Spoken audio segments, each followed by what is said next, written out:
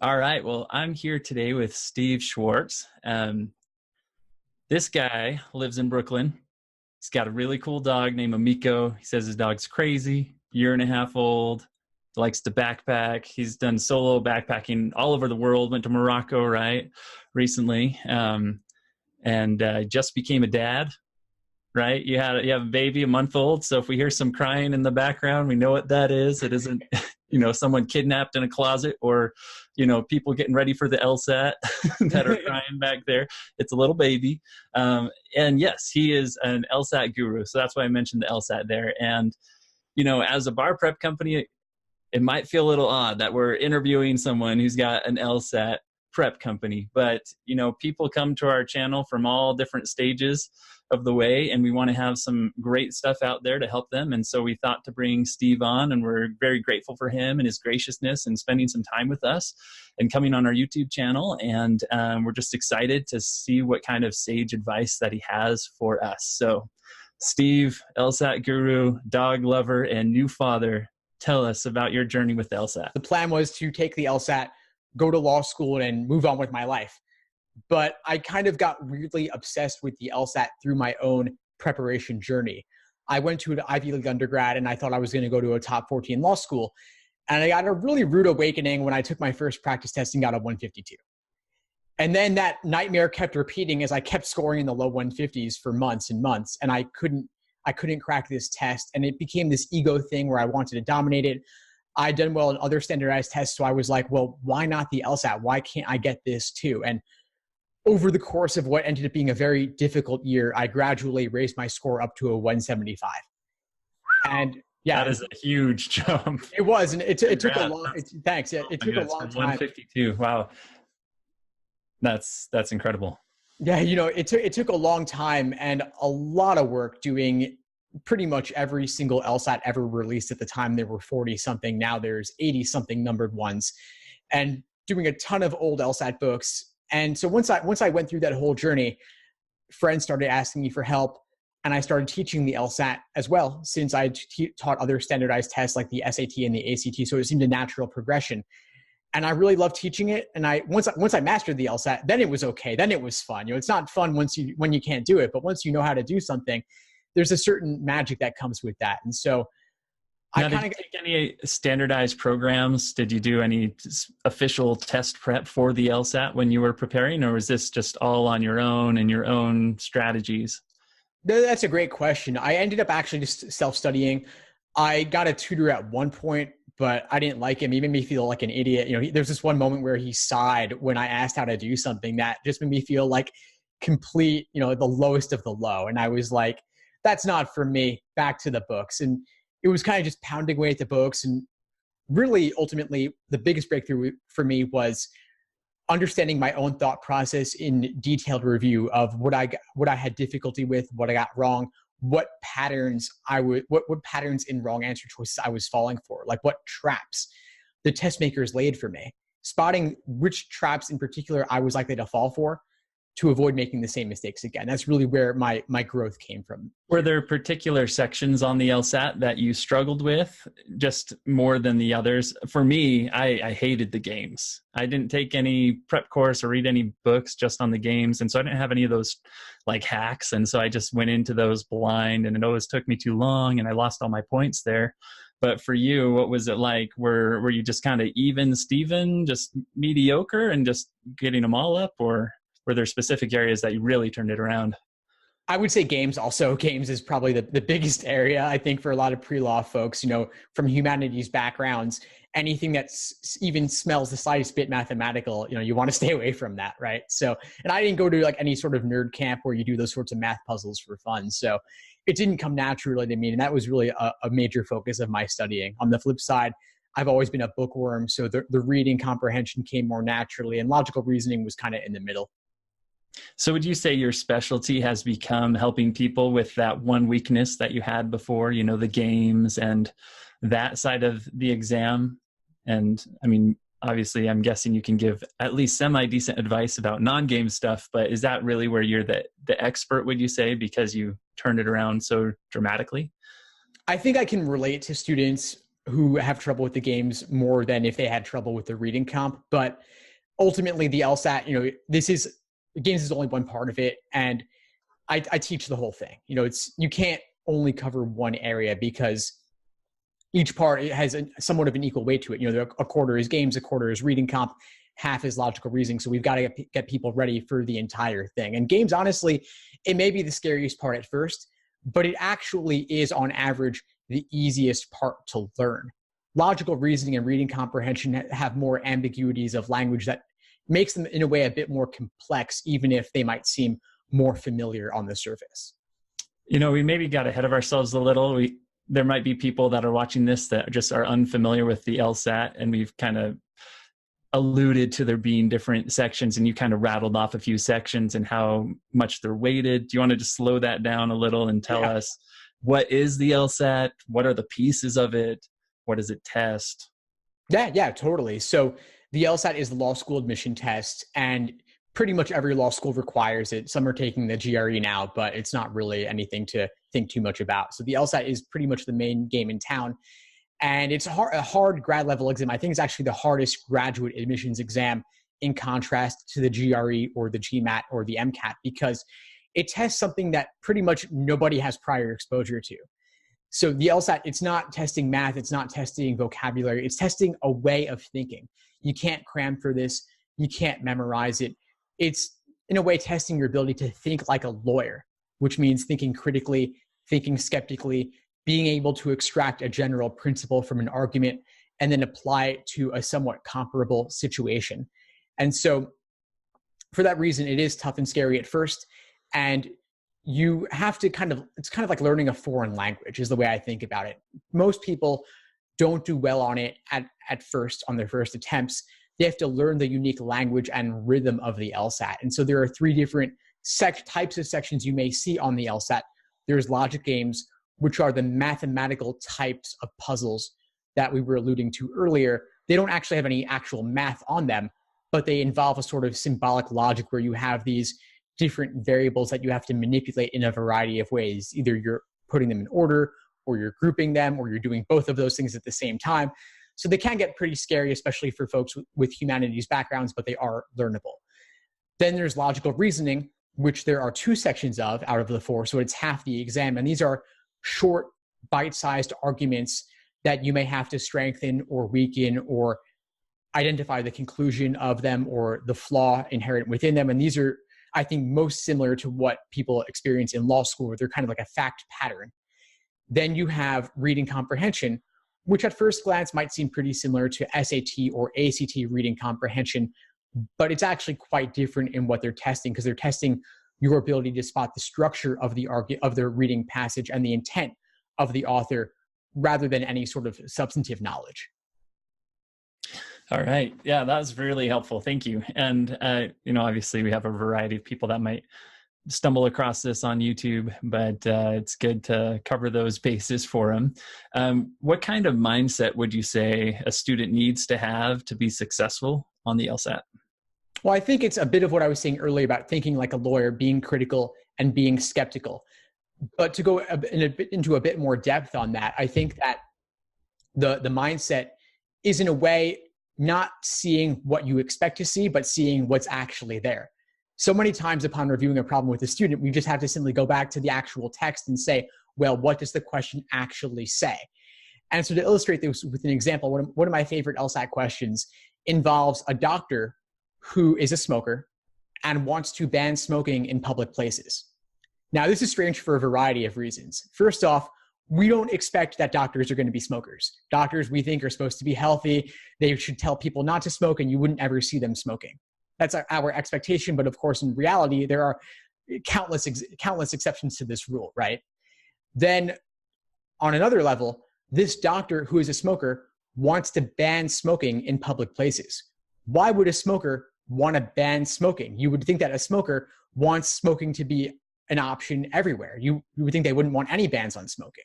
So someone reading this might not even see what's there. They might think, oh, this person wants to ban smoking, and they wouldn't see any potential flaws inherent within this argument or expectations of what we might have. So that's just one example. There are many, many others on the LSAT, and that's a tougher question. but even just one part of that might complexify the LSAT compared to what we see in everyday life. So it takes a while for people to learn a new language. What are you recommending for students in terms of learning the language of an attorney to be able to perform well on the LSAT? How many months prior to the LSAT or years would you recommend? And how rigorous should they be taking practice tests? What kind of tools should they use? Do you have a basic framework for what you recommend? Yeah, absolutely. And so the LSAT, I think, is worth devoting a lot more time than people typically do. If you think about it, law school admissions, the number one factor is the LSAT. The second factor is the GPA. Those are the two top impacts on your law school admissions chances. Now, you get your undergraduate GPA over the course of maybe 3, 4, or even 5 years. And it weighs less than your LSAT score, yet most people, of course, are not going to spend 4 to 5 years on it. But most people spend only 2 to 3 months.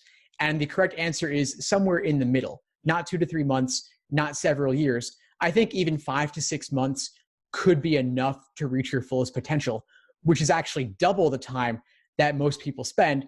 But in absolute terms, that's not a big difference, right? Just a few months more than the average will do much more to help you reach your fullest potential on the LSAT. And just a few points more can open up many more doors in terms of getting into a better law school or getting more scholarship money. So a few months is really just a drop in the bucket. It's worth investing the time. Would you say that you see some diminishing returns over time though? So if you spend, 6 months, you might get up to a certain score, and then you spend another 6 months, you might only boost it another 10%, of what you had boosted previously.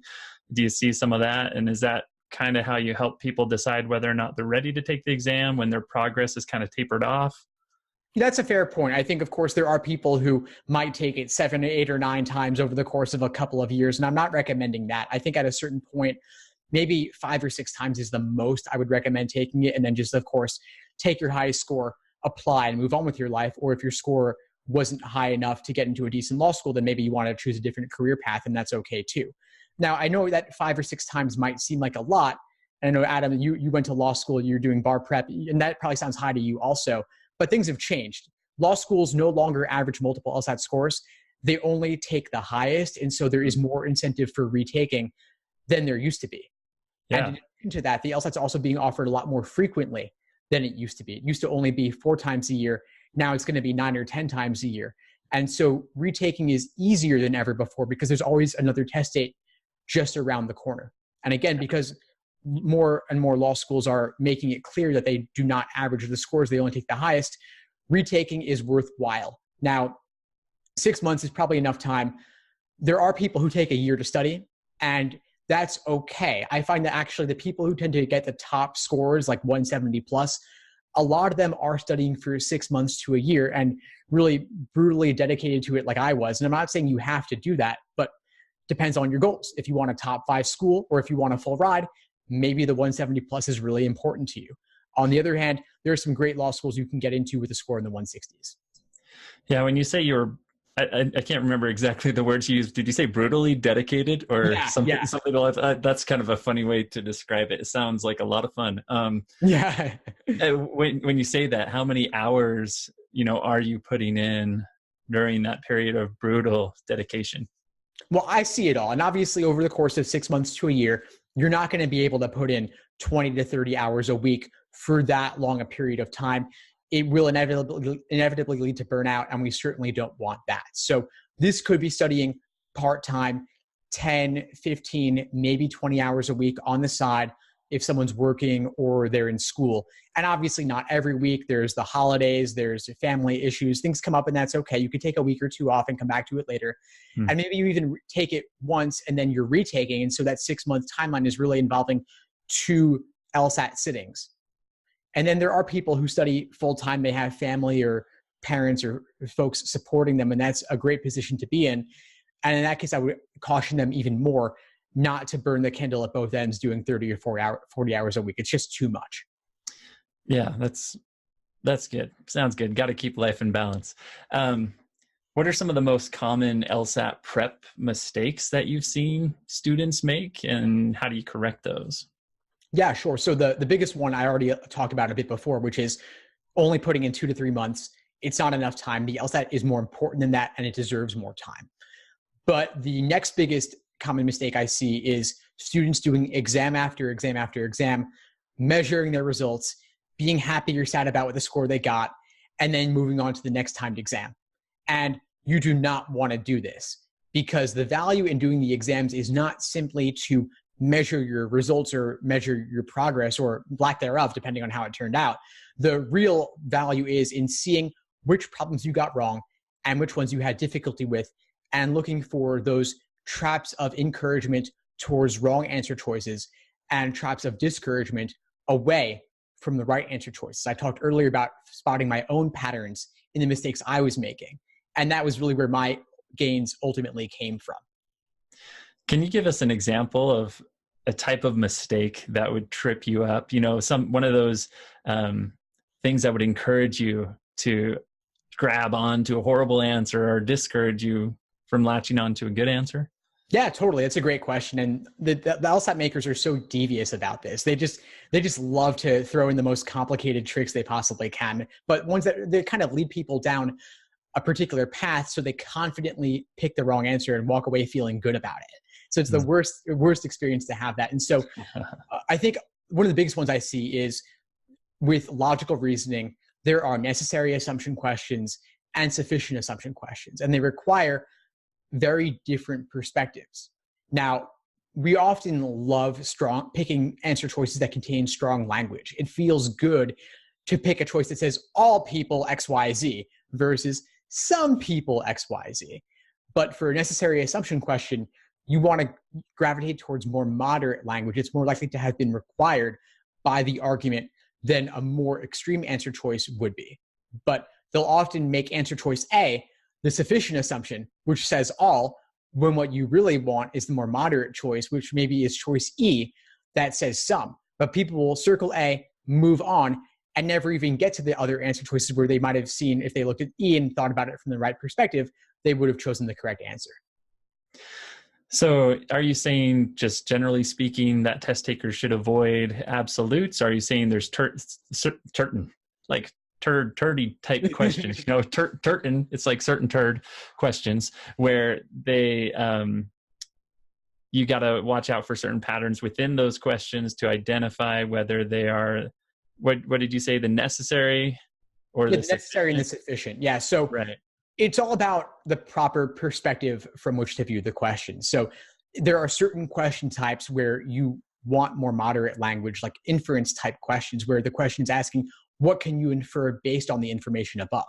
Now, what you can infer is limited to whatever was already covered in the stimulus or the argument above. And so in those types, you want the moderate language. But then for a strengthening question or a weakened question, they're saying in the question stem, which one of the following, if true? And so they're saying, doesn't matter how extreme the choice is, if it gets the job done. So in those cases, strong language would be okay. So it's all about just knowing which category the question falls into. Sure.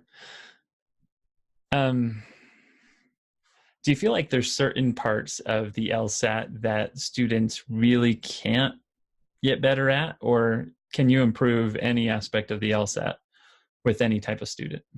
You can improve any aspect of the LSAT, but to varying degrees. Like I said, games is the easiest to improve on, logical reasoning somewhere in the middle, and then reading comprehension is tougher. And I'll admit it's tougher to teach that one too, especially for non-native speakers. There's, a native speaker has their whole life of English fluency and previous reading experience to bring to LSAT test day.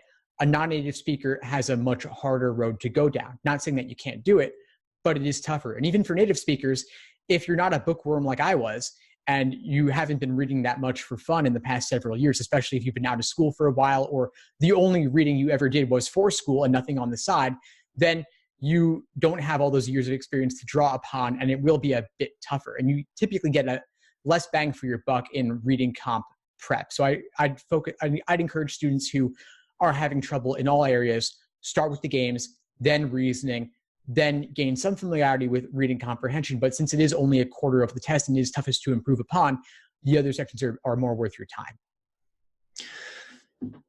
Have you identified, let me think about this. How do I want to ask this? Are there some quick tips that you have for test takers that you've seen pay really big dividends? It takes a little bit of time to understand this principle. It's easy to apply, and you're going to boost your score if you do this type of thing. Yeah, totally. That applies to all sections. I think there's definitely some quick wins we can get in each of the sections. So for games, I think one of the biggest ones is actually drawing diagrams, not trying to do all the work in your head. And when you draw hypotheticals, reuse those for future questions. Because any hypothetical scenario where you've laid out the variables and you see that this scenario is in compliance with the rules, you can use that to solve a more general question later in the game. And so not enough students are using previous work for games diagrams they've drawn.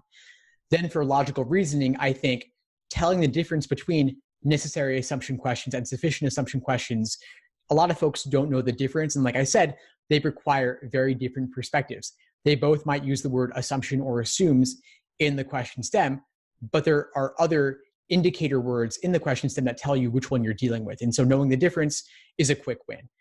Then for reading comprehension, I think too many people spend far too long taking notes, underlining, circling, highlighting, and it's a big waste of time. They might spend 5 minutes on that and then only have 30 seconds per question for all the ones associated with that passage. And so spending a bit less time note-taking up front and saving that time for the questions is another quick win there. So what are the specific services or products that you offer to test takers, and what sets apart your offerings from other alternatives that are out there? Yeah, sure. So I try to offer almost everything that someone could possibly want. So I started off offering books. I have day-by-day study plans. I have guides, cheat sheets, explanations for all sections for the vast majority of exams ever released. And so those are written materials as good supplements for those who are self-studying. I also do, of course, one-on-one coaching with students who are looking for personalized and customized LSAT prep services. I also teach courses. I have recorded courses that are on demand for each section of the LSAT, including admissions as well, and then test day mindset and focus on test day prep. I also have live online classes for those who want interaction with me live, but in a small group setting. And let's see, what else do I have? I have packages of both. So if you want written and video, I offer that too. And I suppose what makes my offerings different is that a lot of the ones from the big prep companies, you're getting an instructor who's a law school student kind of doing this on the side, just kind of passing through. And then you have folks who are kind of test prep whizzes who teach every exam under the sun. So I specialize in the LSAT. You're always getting to work with me directly. And I've been through the process. I struggled with it myself, starting from a perfectly average score, raising it up to the 99th percentile. And so I've been through the journey. I know what it's like for students who are going through the process. And aside from all the paid stuff, my focus is really on the free stuff. I'm putting out 98% of my material for free.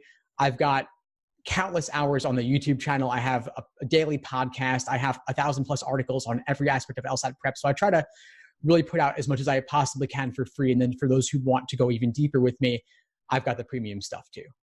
How long have you been doing this for now?